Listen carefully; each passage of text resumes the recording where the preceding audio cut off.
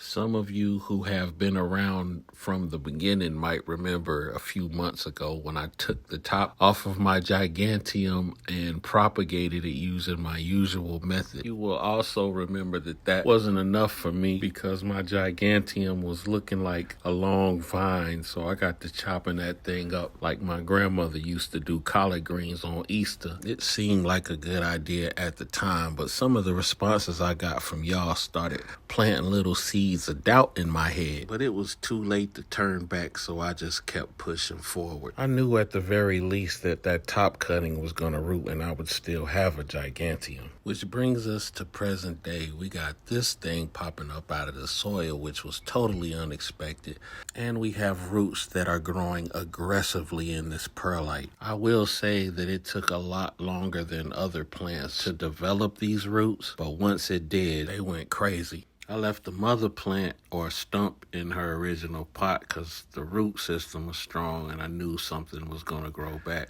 And this is where we are with that. These node chunks were a little more complicated than I thought they would be. Turns out that damp perlite sphagnum moss in a closed container is doing way too much in the humidity department for Giganteum stem chunks. I lost a couple from rot, but that's cool. Trial and error is just part of the game. So I got rid of the perlite in the tray, tossed it in a cup with sphagnum moss, and these things took off like when you let go of a toddler's hand in the mall. And when these things get bigger, I'm going to throw them all into a bigger pot with the mother plant. I will have that bushier setup like I wanted in the first place. But in the meantime, happy planting, y'all.